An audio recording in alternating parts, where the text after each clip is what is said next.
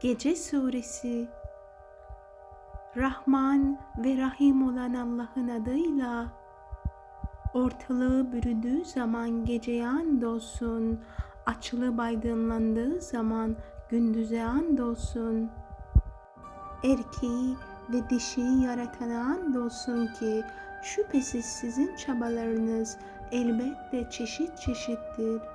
Onun için kim elinde bulunandan verir, Allah'a karşı gelmekten sakınır ve en güzel sözü, kelime-i tevhidi tasdik ederse, biz onu en kolay olana kolayca iletiriz. Fakat kim cimrilik eder, kendini Allah'a muhtaç görmez ve en güzel sözü, kelime-i tevhidi yalanlarsa, biz de ona en zor olana kolayca iletiriz. Cehenneme yuvarlandığı zaman malı ona fayda vermez. Şüphesiz bize düşen sadece doğru yolu göstermektir. Şüphesiz ahiret de dünya da bizimdir. Size alevler saçan ateşe karşı uyardım.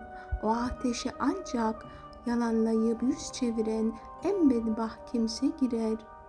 Temizlenmek için malını hayra veren en müttaki, Allah'a karşı gelmekten en çok sakınan kimse o ateşten uzak tutulacaktır.